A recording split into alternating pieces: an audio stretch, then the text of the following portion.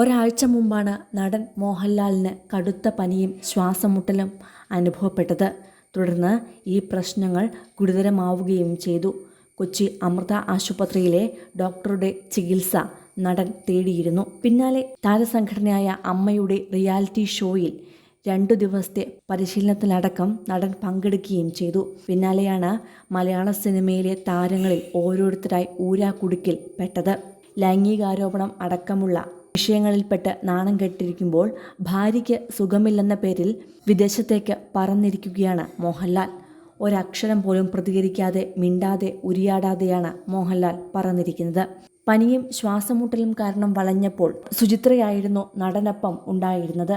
തിരുവനന്തപുരത്ത് അമ്മയ്ക്കരികിലായിരുന്ന സുചിത്ര ലാലേട്ടന് സുഖമില്ലെന്നറിഞ്ഞ് മണിക്കൂറുകൾക്കകം പാഞ്ഞെത്തുകയായിരുന്നു. 2 ദിവസം കഴിഞ്ഞപ്പോഴാണ് സുചിത്രയ്ക്കും പനി ബാധിച്ചത്. പിന്നാലെ മലയാള സിനിമാ ലോകത്തെ ഇളക്കിമറിക്കുന്ന സംഭവങ്ങളും പുറത്തു വന്നതോടെ ഒരക്ഷരം പോലും മിണ്ടാതെയാണ് മോഹൻലാൽ ഭാര്യയെയും കൂട്ടി ദുബായിലേക്ക് പറന്നത്. പകൽ പുറത്തിറങ്ങുമ്പോൾ വിമാനത്താവളങ്ങളിലോ മറ്റോ വച്ച് ക്യാമറ കണ്ണുകളിൽ പെടാൻ സാധ്യതയുള്ളതിനാൽ ആ നീക്കം മാറ്റിവെച്ച് ഇന്നലെ അർദ്ധരാത്രിയോടെയാണ് സുചിത്രയും മോഹൻലാലും വിമാനം കയറിയത്. അമ്മയുടെ പ്രസിഡന്റായി നിൽക്കവേ സംഘടനയുടെ തലപ്പത്ത് തൻ്റെ ഇടവും വലവും നിന്ന സിദ്ദിഖും ബാബുരാജും മുകേഷും ഇടവേള ബാബുവും വരെ പ്രതിക്കൂട്ടിലാകുന്ന സാഹചര്യത്തിൽ എന്തു പറഞ്ഞ് പ്രതികരിക്കണമെന്നറിയാത്ത ധർമ്മസങ്കടത്തിലാണ് മോഹൻലാൽ ഇപ്പോൾ. ഈ ഗുലുമാലിൻ്റെ കുരുക്കഴിക്കുവാൻ എന്തു ചെയ്യണമെന്നറിയാത്ത നാണം കെട്ട അവസ്ഥയിലാണ് നടനുള്ളത്.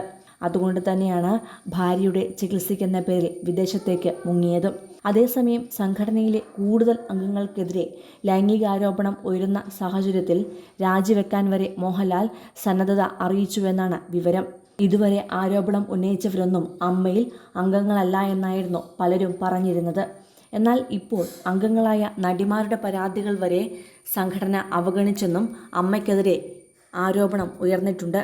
വാശിയേറിയ തെരഞ്ഞെടുപ്പിൽ വിജയിച്ച സിദ്ദിഖ് ഉൾപ്പെടുന്ന മോഹൻലാലിൻ്റെ പാനലിന് 2 മാസം പോലും തികയും മുൻപാണ് ഈ ദുർഗതി വന്നിരിക്കുന്നത്.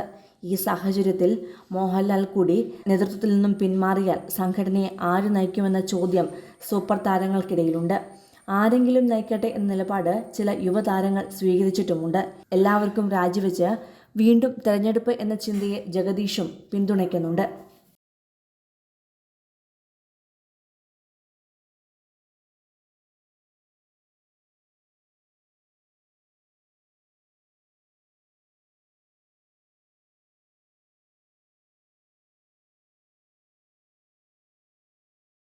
കൂടുതൽ സിനിമ, സീരിയൽ, ചാനൽ വാർത്തകൾക്കും നിങ്ങളുടെ പ്രിയപ്പെട്ട താരങ്ങളുടെ എക്സ്ക്ലൂസീവ് അഭിമുഖങ്ങൾക്കുമായി സബ്സ്ക്രൈബ് ചെയ്യാൻ മറക്കല്ലേ.